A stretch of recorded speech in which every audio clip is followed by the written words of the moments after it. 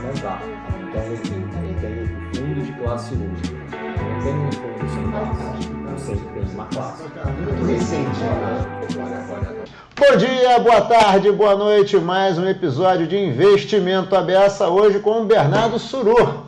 Tudo bem, Bernardo? Prazer. Tudo prazer, bem? Ótimo estar aqui contigo. Prazer todo meu, todo meu. Bem, o Bernardo, ele é diretor executivo da BCrypto? CEO da BCrypto. Ou diretor-presidente, né? Então, melhor então, se apresenta, Bernardo. Quem é Bernardo Surur? Bom, meus amigos, é um prazer estar aqui, a gente conversar. Eu sou Bernardo Surur, sou CEO aqui da BCrypto. A BCrypto é uma entidade de classe, é uma associação que congrega aqui as empresas hoje que participam da criptoeconomia brasileira, nos setores que têm maior expansão no Brasil, olhando o mercado financeiro de uma forma geral. E essa entidade visa, né, trazer aqui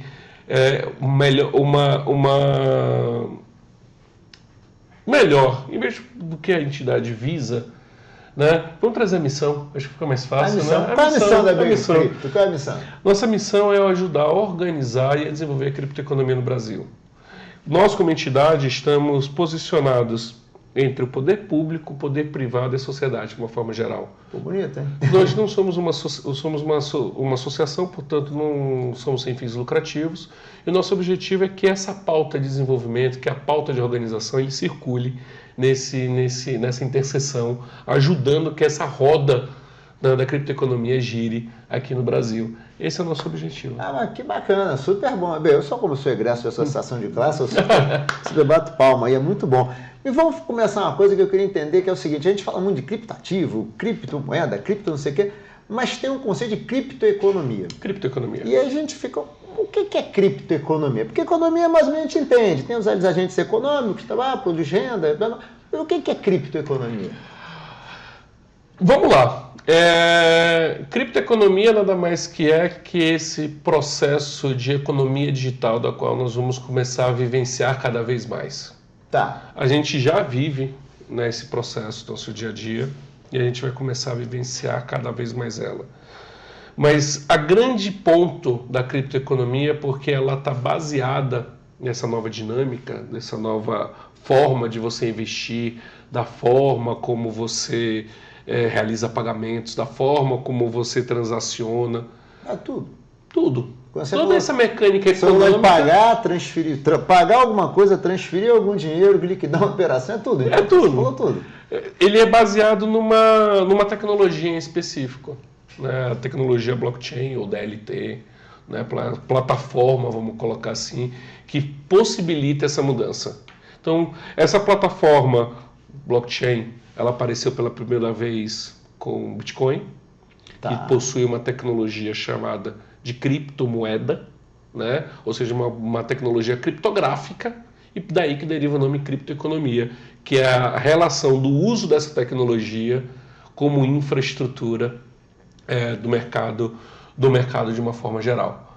Mercado financeiro, talvez ali o intenção mercado de capitais, mercado de infraestrutura, a gente começa a ter a utilização dessa tecnologia de uma forma mais ampla. Então, criptoeconomia nada mais que a integração dessa tecnologia, desse uso no nosso dia a dia de diversas formas. E como é que a gente vê isso, Bernardo? Porque você fica... É legal, né? Como é que materializa, né? Legal, entendi, mas e aí? Como materializa, né? Como é que materializa isso? Vamos aterrissar esse negócio, sentar isso no chão. Hoje tem diversas formas de que você consegue ter acesso direto. Vamos colocar acesso direto, né? Porque quando você utiliza uma plataforma que que utiliza tecnologia, blockchain por trás, talvez não fique tão claro. Não fica, que você fala assim, tá bom, já faço tudo isso hoje. O dinheiro já é digital, né? O que muda, né? O que muda?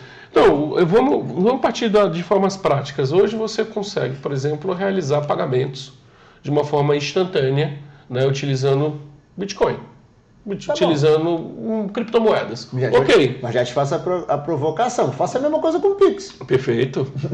Mas o Pix, você não tem a moeda na sua carteira. Você utiliza uma interface de uma conta para outra para fazer o pagamento. Isso, pega ali meu aplicativozinho. Itaú, Bradesco, tanto faz. Uma outra possibilidade hoje, por exemplo, é você realizar compras, né, de ativos ativos fracionados, que são chamados tokenizados, frações desses ativos, que agora você tem acesso a eles de uma forma direta. Ou seja, você consegue ter acesso direto a uma fração de uma debênture, você consegue ter acesso a uma fração de um ativo que antes você não tinha um acesso de forma direta. Tá, vamos lá. Isso, uma tokenização. Tá, você já botou mais um termo na conversa, que é a tokenização. Não deixa de ser. Você vai ter que explicar. Mas a gente está trazendo aqui, o que a gente está colocando são materialidade. Então, coisas que a gente consegue materializar. Agora eu vou trazer um outro material que esse aqui vai ficar disponível a todo mundo em breve. Todos os brasileiros vão ter isso. Todo mundo conhece o projeto Drex. Banco Central, por favor. Né? Então, todo mundo é muita gente. Verdade, a gente pressupor que esse tipo de coisa é muito difícil. Vamos colocar aí. O Banco Central tem uma iniciativa chamada Drex. O nome não é tão amigável. Não é muito amigável. Mas o que ele visa fazer? O real digital. O que é o real digital? Nada mais que é que você ter uma cripto emitida pelo Banco Central.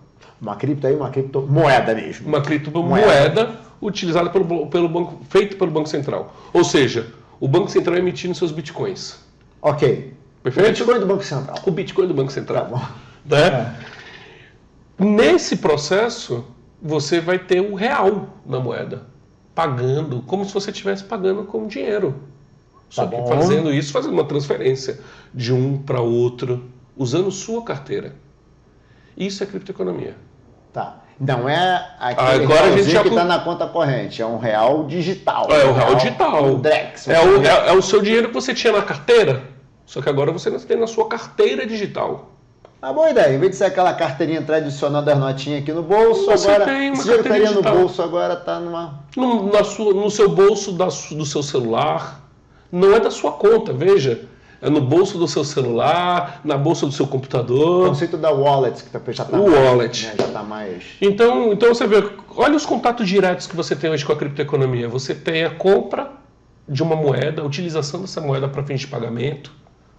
Você tem a utilização de ativos que utilizam essa tecnologia para que você tenha acesso a eles. Depois a gente vai entrar em cada um dos aspectos. E você tem o próprio Estado, o próprio Brasil, o próprio Banco Central, uma das autoridades monetárias mais importantes do mundo, né? E reconhecida pelo seu programa de inovação e pelo controle, né, da inflação e por políticas monetárias muito bem estabelecidas, provendo uma criptomoeda só dela. Olha que os acessos diretos aqui nós estamos falando. Então, nós estamos falando de quando a gente fala de criptoeconomia, nada mais que a introdução dessa tecnologia que vai permitir que você mude a dinâmica do dia a dia. Não, pelo que eu estou entendendo, você falou uma palavra aí agora. Vou dar um passinho atrás. Bora. Você falou de tokenização. Tokenização. Então vamos lá. Hoje eu posso chegar e comprar uma debênture. Eu posso comprar uma ação. Aí você falou que vai tokenizar. Pode. Pô, legal, mas o que eu ganho com isso? Você ganha... Ou o que o mercado ganha com isso? Eu acho que é o seguinte, eu acho que aí vamos entrar numa outra questão, né? Normalmente o que você tem com o uso da tecnologia, né, você tem uma otimização maior, né, dos intermediários, né, de todo o processo. Né? Vamos lembrar que o investimento para que ele ocorra, ele tem o emissor daquele título de um lado, tá bom, né? E o comprador do outro. Perfeito. Para sair daqui, para sair do emissor, né? Do dono daquele ativo, para chegar no comprador, você tem um caminho a seguir. Certo. Aquilo é envelopado, né? Construído, é registrado, tem uma série de realizações até chegar ao vendedor. A oferta no cara ali que vai comprar ou não? Que vai comprar. Tá bom. Né? Então você tem um caminho a ser seguido. Esse caminho, né, ele não é um caminho puramente digital. Ele é um caminho que muitas vezes faz em papel, usa-se intermediário. Então é um caminho com muitas fricções. O que isso faz até chegar ao final é que você tem uma rentabilidade menor. Concorda? Tá bom. Porque essas fricções, elas vão... Tem custos. Tem custos. Esses custos vão sendo incorporados ao ativo até chegar ao comprador daquele Tá. ativo. O que você faz com a ideia de introduzir a criptoeconomia nesse processo, né? O que você faz com a ideia de você introduzir a tecnologia blockchain nesse processo, o que você faz com a ideia de trazer a tokenização para esse processo, é que você digitaliza ele de fim a fim. Tá bom, significa que parte daquelas fricções que você falou, do vai e volta dos custos... Você ganha grande eficiência e efetividade. Tá bom, ok, tá bom. Ganhando grande eficiência, grande efetividade, o que você tem naturalmente, essa fricção ela vai custar menos. Custando menos, essa otimização, você tem ao comprador que vai fazer aquele ativo um retorno maior. Ok. Então... E para o emissor também é um custo menor, né? E um custo menor para o emissor. Então todo mundo ganha. Todo mundo ganha. Então veja, o primeiro ganho direto para a pessoa, qualquer uma das duas pontas, né, é um retorno maior e do outro lado um custo menor. Beleza. Esse é o primeiro ponto. Agora vamos colocar o segundo. O segundo é um cunho que eu coloco mais social. A criptoeconomia, quando a gente observa a tokenização de ativos, a utilização da criptoeconomia nos ativos financeiros tradicionais, a tokenização, a introdução dessa tecnologia, ela permite um fracionamento desse ativo. Tá.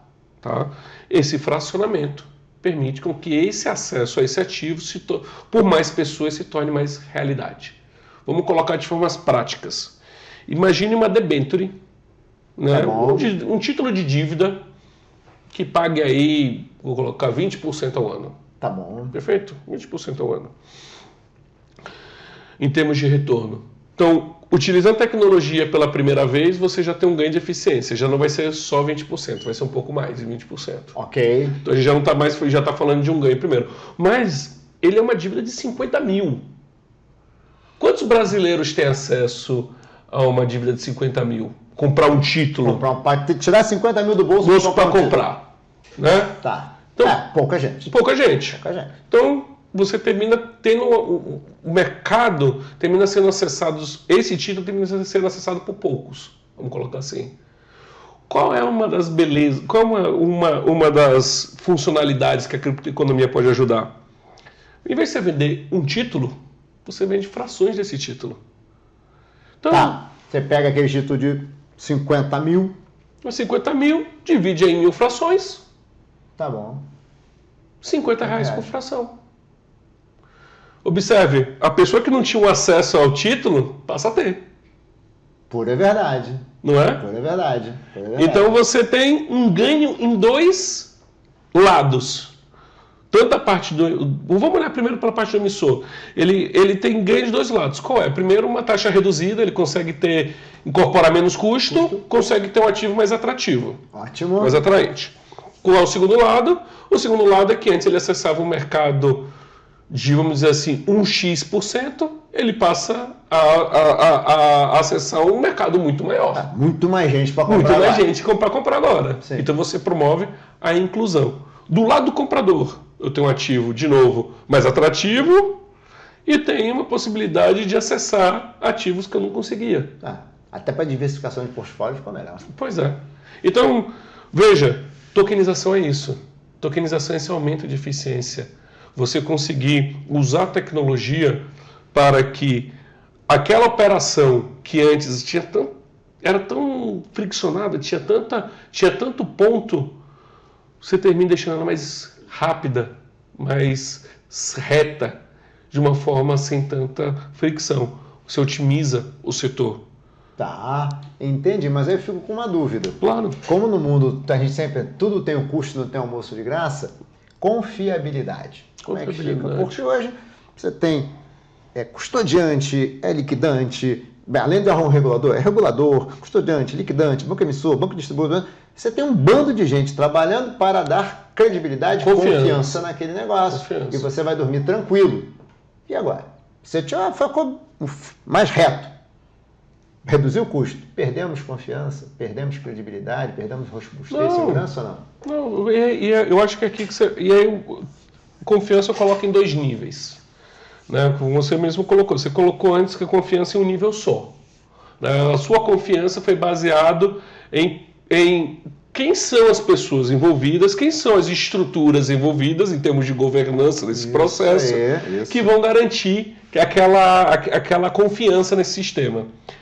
Com a entrada da criptoeconomia, você coloca mais um fator. Não é apenas a confiança que você vai ter nos operadores, mas você também vai ter confiança na tecnologia. Ok, evolua só até. Por que eu falo isso? Porque a tecnologia blockchain ela é uma tecnologia segura. Ela é uma tecnologia baseada em criptografia, em estruturação, em descentralização. Então, tudo isso faz com que ela seja segura. Essa é a primeira camada de segurança. Tá bom. A camada tecnológica. Ele permite que o ativo seja transferido de A para B, para C e assim por diante. Então, essa é a camada que nós temos de tecnologia. Um padrão, vamos colocar, global. Global. Isso é uma coisa boa, né? Não é uma coisa só de Brasil, né?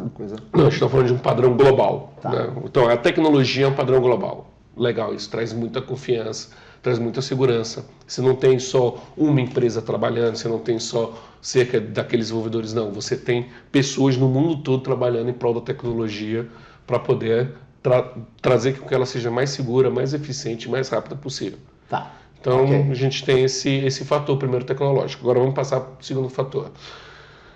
Eu não mudei os operadores. Eu só estou deixando o processo mais fluido. Não mudou, mas reduziu o custo? Eles vão trabalhar mais barato agora? Nós diminuímos a fricção. É possível reduzir intermediários? É possível. Em muitos casos é possível. Porque, veja, se a gente está falando de um ativo que ele é totalmente estruturado, não tem mais nada em papel, não tem mais nada construído, o que eu vou fazer em depósito na depositária central? Eu não tenho o que depositar.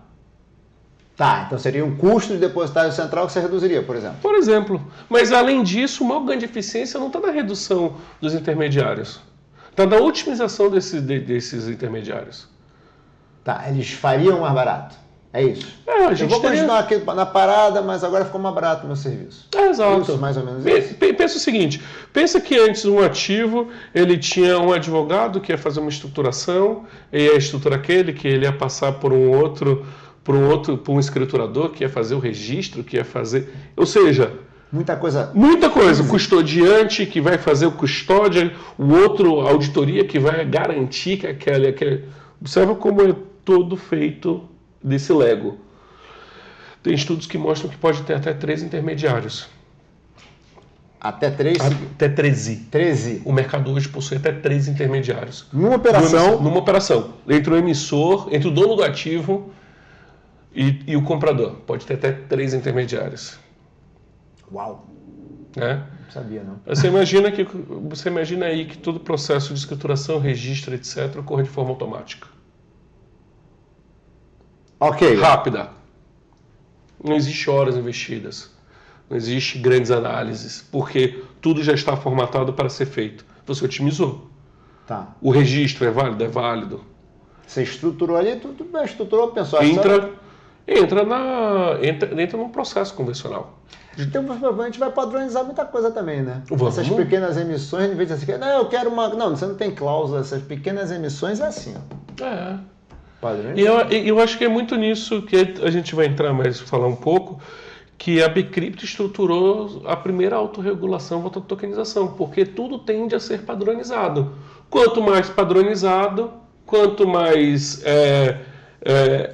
regras estabelecidas em termos de processo e forma, mais rápido, mais barato e mais acessível será. Certo. Não, isso eu concordo plenamente. Tá? Menor custo, então você tem essa visão. A gente tem essa visão. Então, de fato, padronização é o grande ponto. A padronização permite automatização permite o rápido tráfego. Então, tudo isso a tecnologia ajuda. Tá. Como é que então vamos... Eu quero entrar nessa pauta da Bcrypto, porque assim, se a pauta da Bcrypto é porque está movimentando o mercado, é o relevante para o mercado. Mas como é que você olha assim, quando olha o ecossistema de criptoeconomia? Uhum. Quem são as grandes atividades, os grandes atores, os grandes setores disso? Como é que a gente olha, qual é o ecossistema? O ecossistema tem essa pessoa não, essa classe de serviço, essa classe Os operadores. Essa classe de operadores. Como é que vocês veem o ecossistema hoje? Quem contribui, quem fornece, quem... Eu gosto de falar que existem as atividades do setor, né, custódia, negociação, né, intermediação, e existe as classes de negócio. Então vamos partir para as classes de negócio hoje, que fica mais fácil da gente... alguma coisa que a pessoa consiga... Então hoje, quem está na criptoeconomia? Bancos, instituições financeiras. Prestando os mesmos serviços, só que de forma digital. Hoje um banco, por exemplo, os nossos associados permitem no seu app, você vai fazer a compra de uma cripto, você clica lá e faz uma compra, como se fosse um investimento, como qualquer outro. Verdade. É verdade. Então, quem está inserido? Os bancos, instituições financeiras. Nós temos o papel mais antigo, vamos colocar assim, do setor cripto mais antigo, né? Estou falando do setor novo, né? Mas o papel mais antigo do setor cripto, que é as exchanges. O que são as exchanges? Nada mais que bolsa é uma bolsa de negociação de várias criptos. Que permite que você faça essa negociação. Como se fosse a bolsa de valores, a B3. Como se fosse a bolsa de valores, muito próximo nesse sentido, olhando assim, vou depositar dinheiro e vou comprar uma ação. É a mesma coisa, só que eu vou depositar dinheiro e vou comprar uma cripto e fazer essa negociação. Então, temos os exchanges, que é o papel mais antigo do setor, foi o primeiro tipo de negócio a nascer no setor. Afinal, as pessoas tinham a necessidade de ter acesso a cripto. Como é que eu vou ter acesso a cripto? Como, né? Então, precisava criar um intermediário que fizesse esse acesso. Surge as exchanges, que são essas bolsas de cripto, onde você coloca ali o seu dinheiro e você consegue comprar esses ativos. Temos as tokenizadoras, que são as empresas que estão olhando o mercado tradicional, vendo quais são os ativos e como migrar eles de uma forma completamente digital, como eu falei agora, as tokenizadoras, por exemplo, que eu dei. Nós temos as infraestruturas de mercado. Que não são as bolsas, não? Não. As exchanges, desculpa. Não, as infraestruturas de mercado aqui não vou dizer infraestruturas de mercado no sentido de mercado, vamos melhorar, são infraestruturas tecnológicas. Tá bom, o cara que está aqui naquela camada que a gente brinca que é a camada de esgoto, que ninguém vê, mas que se não funcionar... Exatamente. Então, nós temos as infraestruturas tecnológicas envolvidas, né? Nós temos, aí sim, as infraestruturas de mercado financeiro também, como a Núclea. Né? Tá bom. Que é, no caso, para quem não sabe, a Núclea possivelmente processa todos os pagamentos de boleto do Brasil. A antiga CIP, né? A antiga CIP. Então, nós temos todas essas empresas hoje, todas essas classes de empresas, esses modelos de empresas, esses modelos de negócio que atuando na criptoeconomia. Agora, vamos falar sobre atividades. Poxa, nós temos atividade de custódia, nós temos atividade de emissão, temos atividade de intermediação, negociação. O emissor, você pode ter um emissor do papel que vai contratar um banco para fazer estruturação, não sei o que, mas para você fazer uma oferta tokenizada tem que ter um emissor do token, né? Exato. Que não é a empresa, né? Exatamente. Muitas vezes o que você termina é congregando mais de um intermediário, porque no mercado de capitais, não vamos falar mercado, vamos falar mercado de capitais, né? Muitas vezes você tem a divisão de papéis e responsabilidades, não por motivos regulatórios, não por motivos, vamos dizer assim, usuais, né? São por uma questão simples de especialidade em seu papel. Certo. Né? Especialidade é coisa que reduz custo também. Então, eu sou especialista em estruturação, eu não vou ser um agente fiduciário, não faz sentido, né? Certo, não vou fazer custódia de liquidação. Não vou fazer custódia, não faz sentido. Então, o que você tem muitas vezes é que a utilização da tecnologia, ela permite como ela automatiza muitas questões, ela realiza essa infraestrutura para muitos papéis, ela permite que esses papéis sejam unificados muitas vezes no mesmo player, vamos colocar assim. Então isso permite também o quê? Ela permite uma facilidade né? Ele deixa a coisa mais simples. Fica mais simples, né? Mais simples, menos pessoas, menos papéis. Menos processinhos. Menos processinhos. Menos uma coisa que brasileiro, mercado de capital, tem muita customização, né? Essa operação tem esse tipo de pagamento com esse tipo de repactuação. Você que vai diminuindo. É assim, ó, tem 3 fluxos aqui. Qual deles você quer entrar? Não, e aí você tem uma questão de janela de liquidação. Não tem uma janela de liquidação assim, tem uma janela de liquidação assada.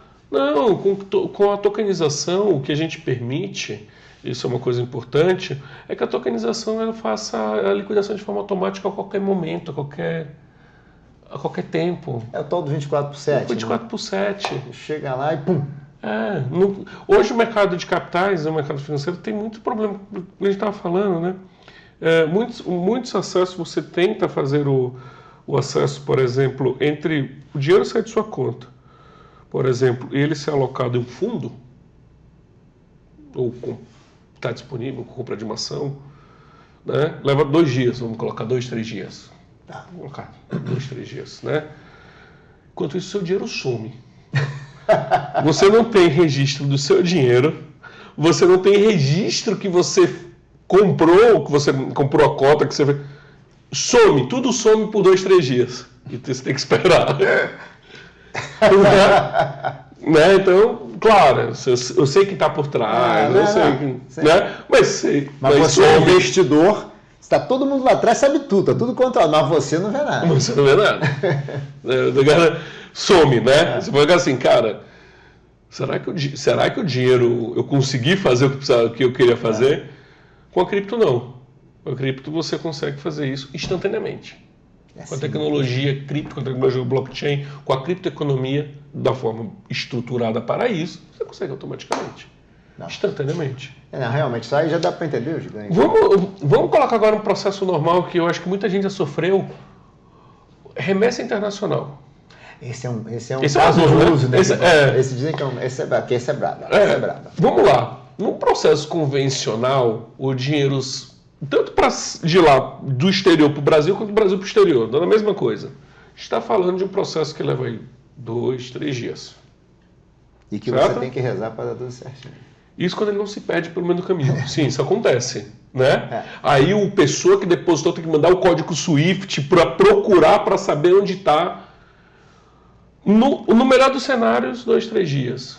No pior dos cenários, lá Deus sabe quando. Né? Operações cripto são instantâneas, globalmente. Instantâneas. Globalmente, assim. Globalmente. Instantâneas. Qualquer pessoa, em qualquer parte do mundo, não importa se ela está no Japão ou do seu lado, vai ser feito na mesma rapidez. Bernardo, eu sei que para mim eu não me importo de receber em um dia ou receber mais. Mas imagina o câmbio flutuante. Você tem para receber, acontece alguma coisa, aquele valor despenca, você já não vai receber mais. Teve um período aí que o dólar dia a dia, o real ia desvalorizando. Então, rapidez no mercado de câmbio ela é fundamental. Você encaixa os fluxos de pagamento também, né? Se você sabe que está tudo automático, você já vai encadeando. Empresas aéreas. Vamos colocar empresas aéreas, um grande processo de que influencia uma empresa aérea é a taxa de câmbio. Porque todos os contratos são fechados em dólar, de compra de combustível, que a depender, que já foi feito, que a depender se subir o valor, é um passivo que vai subindo sem fim para a empresa. É isso mesmo. Então, imagina se fechado ele já pudesse pagar instantaneamente, já pudesse realizar aquilo de forma automática. Qual o risco? Diminui o risco demais no mercado financeiro. Não, diminui o risco pra caramba. E a parte de dinheiro real, dinheiro físico, digamos assim, moeda digital, chega lá de moeda digital, transforma em moeda local de novo, isso é uma coisa que é totalmente, antigamente, transparente para o usuário e rápido. Isso é um processo que você só precisa pegar seu dinheirinho, transformar em cripto, do outro lado lá, a cripto transforma em moeda. Você não precisa se preocupar com nada. Claro, a gente tem diversos aspectos legais aqui nesse processo, mas que nada trabalha a eficiência desse processo. Eu acho isso importante a gente sempre ressaltar. Nada atrapalha. Né? Isso, porque a eficiência está aí, não é instantânea. Deixa eu te falar uma coisa, então eu te fazer uma pergunta. Marco regulatório para a criptoeconomia. A gente está falando de uma série de coisas que é um mundo novo. Nós hoje já temos um marco regulatório. Temos. O que hoje você podia dizer que é relevante no marco regulatório para dar segurança para os negócios poderem acontecer e o que na sua opinião ainda está precisando ser feito? Bom, vou começar pela primeira pergunta, o que precisa ser feito. A gente precisa lembrar que esse é um mercado que ele está em constante desenvolvimento, né? Então, naturalmente, o mercado se desenvolve à frente e o processo regulatório vem trazendo a segurança. Raríssimas vezes, não vou dizer que todas as vezes deram errado, mas sempre que eu observei tentar regular antes do mercado acontecer, foram coisas que deram errado. Então, na verdade, a regulação sempre vem a rebote. Sempre vem. Tem que vir, porque você tem uma dinâmica. Você cria uma dinâmica, você cria um processo. Como é que você vai regular o processo antes do processo existir? Não vai... Exatamente. Né? Então, a gente já teve várias experiências com isso, inclusive no Brasil, e muitas delas deram erradas. Não vou dizer todas, porque eu não conheço todos, mas muitas delas deram erradas. Né? Bom, então, falando sobre o processo, eu acho importante isso, a gente ter essa ideia na cabeça. O que nós temos hoje que precisa ser, o que estamos discutindo hoje é o que precisa para hoje. Amanhã vão ter novas necessidades, certamente. Ok, tá? Não é um setor estável. Em termos de... Já foi feito tudo que precisava fazer, fim de jogo, e acabou. Não, a gente vai evoluir, a gente vai ver por belos 10 anos. Uma década, 15 anos, a gente vai ver muita interligação do mercado cripto com o mercado financeiro e com o mercado de capitais, que vai provocar grandes evoluções regulatórias. Então, esses mercados vão passar por mudanças. A gente vai passar a introdução da tecnologia em diversos outros mercados, por exemplo, saúde, agro. Tudo isso vai poder vir a ser cripto também? Tudo isso vai poder. Tudo isso. Aonde passar pelo cripto. Imagina, e aí a gente vai falar uma coisa bem simples. No exato momento que você tem um agro, você tem lá um saco de café. Ok, vamos lá. Certo? E você vende saco de café ao mercado spot. Se ele existe, é o mercado spot. Se você vende qualquer derivado desse saco de café, vou vender o futuro do café. Vou vender a dívida de plantação do café. Ele passa a ser mercado de capitais. Sim, perfeito. Perfeito? Perfeito. Então, no exato momento que você tem esse saco de café desde o início, já rastreado em tecnologia blockchain, você permite que o ativo vire mercado de capitais, você permite que ele vire mercado financeiro, como você permite que o ativo seja utilizado para rastreamento. Ficou mais seguro pra caramba, hein? Porque agora, na verdade, você tinha uma insegurança grande, principalmente quando é mercado agro, né? A mercadoria existe, não existe, onde está, conservada, está bem conservada, não está bem conservada, vai ser plantada na época, não vai ser. É por isso que hoje existem tantas iniciativas de utilização de cripto no mercado de carbono, por exemplo. Porque é um negócio meio intangível, difícil de pegar, né? Você e você tem as áreas preservadas, você tem garantir que aquela área seja preservada, a demarcação daquela área. Então, são vários fatores, a própria certificação da área, a incorporação desse, a regra que não permite a reutilização da área. Então, você tem vários critérios que têm que ser utilizados. Nada melhor que usar a tecnologia blockchain para isso. Você colocou já... Expandiu o leque. Então quando a gente está falando de evolução regulatória... Tem muita coisa para acontecer. Não vai acontecer apenas o que a gente está vendo agora. A gente está vendo muita evolução para frente. Mas vamos mudar o que a gente tem hoje. O que a gente tem hoje? Nós temos sim um marco regulatório. Nós temos uma lei da criptoeconomia, que ela existe ela foi aprovada em 22. O decreto foi feito em 23. Então nós temos um decreto. O que a regra faz? Ela delimita o campo de jogo. Diga aí. Ela fala o seguinte, nós temos um campo que é criptoeconomia. Nós temos uma bola que é o ativo virtual. Pode ser o Bitcoin, pode ser, enfim, um token. Nós temos essa bola que você joga o jogo. E temos um juiz do jogo. Que é o juiz do jogo. Banco Central? E aí ele fala, tem que ter um juiz. O juiz, quem diz, é o Poder Executivo. Porque a lei não pode determinar o juiz. Aí nós temos o decreto de 23. O decreto de 23, ele fala o seguinte, o juiz do jogo, é o seguinte, se o jogo for mercado de capitais, é CVM. E aí aplica-se a lei de mercado de capitais. Aplica a lei de mercado de capitais que existe. Aí o juiz vai falar, o jogo no mercado de capitais, lei do mercado de capitais. Tá. Se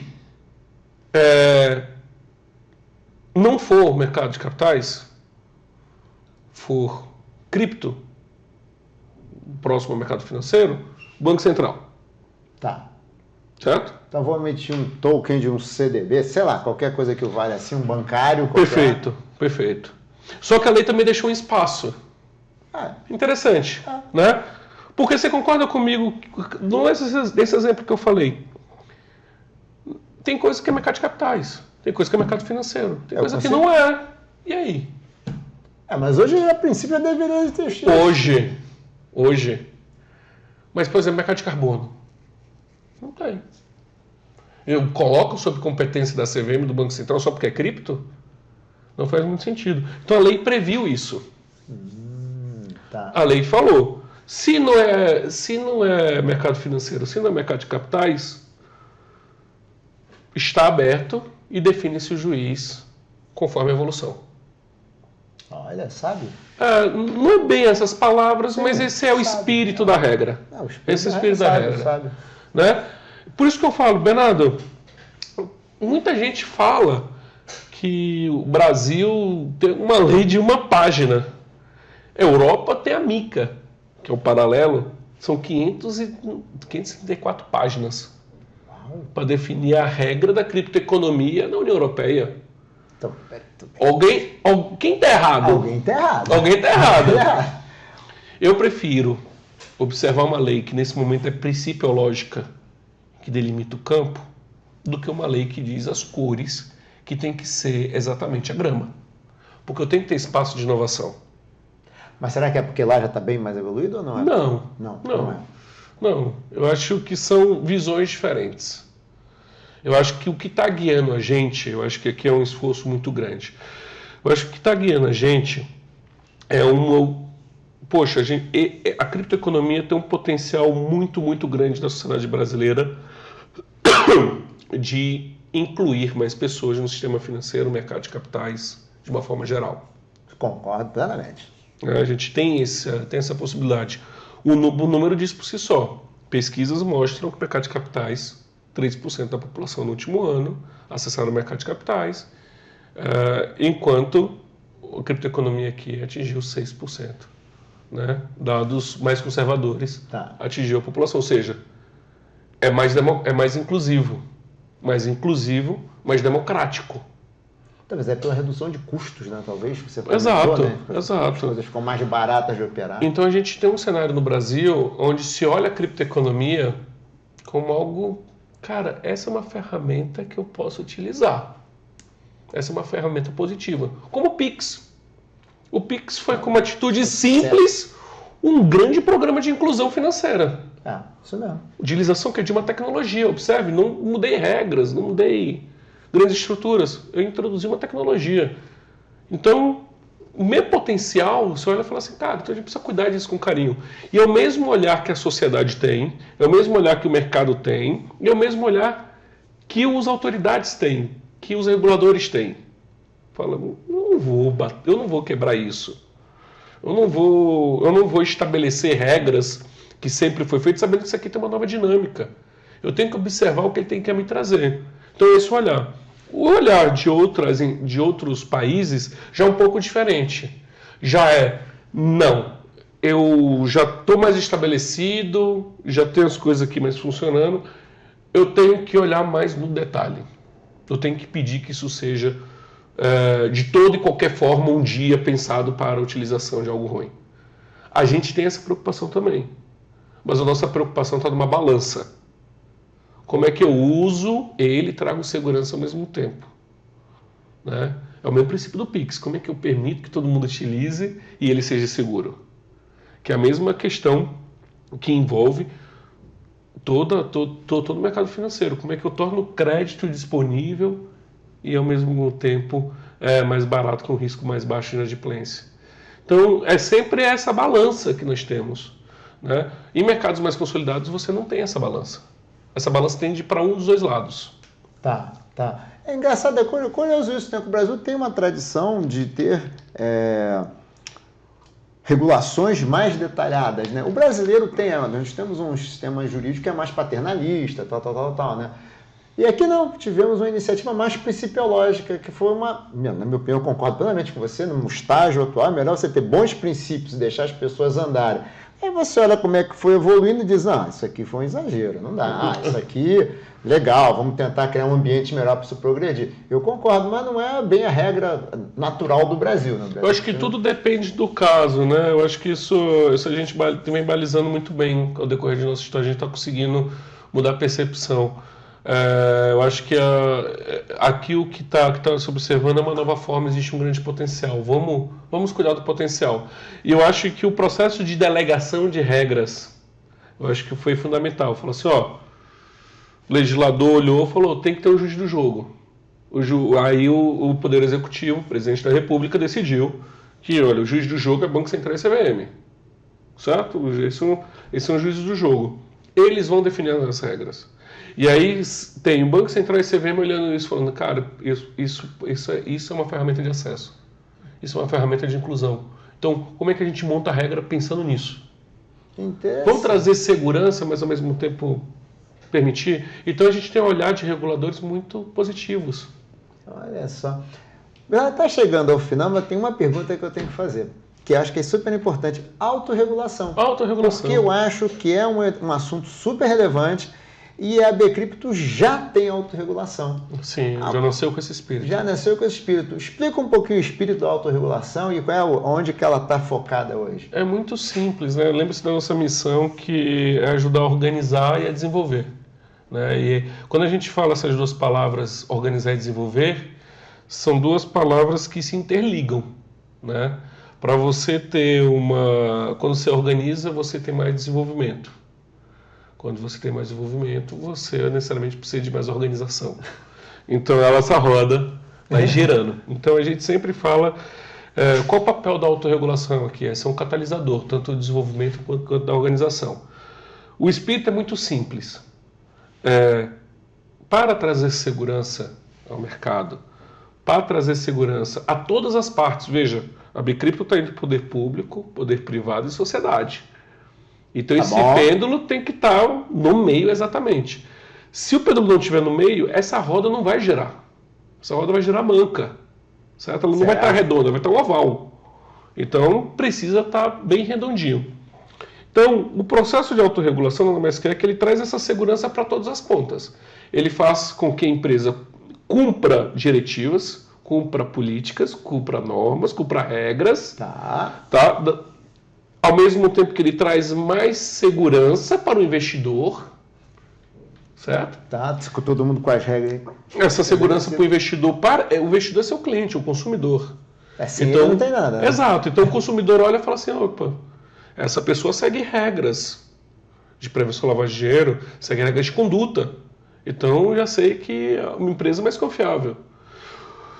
Por outro lado, você organiza mais, porque você começa a trazer as práticas de fato que são aplicáveis ao setor, o que você ajuda no debate regulatório, que você ajuda na estruturação de regras e práticas. Até porque o regulador já olha aquilo e já tem um bom caminho para começar, né? E você antecipa esse processo. Você não vai esperar com que o regulador sente, construa. Não, você já constrói antes. Você já dá uma visão em termos de normas, de ações que são aplicáveis a ele. E fazendo tudo isso, o que é que você tem? Você tem mais investimento nas empresas. Você tem mais criação de emprego. Você tem mais criação de postos de trabalho, de investimentos em tecnologia. Logo, você tem mais desenvolvimento. Então, a autorregulação, na verdade, ele é o motor que entra perfeito nesse caso. Né? É fácil? Não é fácil. Porque todas as regras, eles não são criados por uma pessoa, eles são debatidos. Eles passam por fóruns internos da associação, que são debatidos, que são colocados, mas todos com espírito muito positivo em relação a isso. Vêm com muito bons olhos. Como é que nós começamos e para onde nós estamos indo em termos de autorregulação? Nós tivemos a publicação em 2020 de duas autorregulações. 4 anos atrás. 4 anos atrás, de 2 regulações, de conduta e prevenção à lavagem de dinheiro. Veja, temas frontais, né? Temas de extrema importância, frontais. E no cerne da questão. Não é um paralelo. Não, a gente está indo em organização, compliance, direto. Então a gente foi bem focado. 2020 a gente faz essa publicação. Em 2020, os dois em 2020? Os dois? Os dois, tá. Os dois. Em 2022 a gente evolui esse programa de autorregulação para o programa ativo de selo, em parceria com a Deloitte e com a KPMG. Ativo de selo, é? O programa ativo com selo seria a Bcrypto fazendo a empresa, ela se submete, ela fala assim, eu quero passar pela auditoria, pelo processo de avaliação, que vai ser feito pela Deloitte e a KPMG, e se a empresa passar, ela ganha um selo. Então você vai ter associado com selo e sem selo também. Tá. Vai ter aquele que vai aderir ao selo, né? E aí vai ter empresa que fala assim, não, para mim não faz sentido. Eu sou meio B2B, então... Também não faço mais. Se os clientes já tiverem, né, os B2C tiverem, naturalmente. Então a gente tem os dois cenários e a gente também evolui também agora nossa autorregulação para pegar tokenização.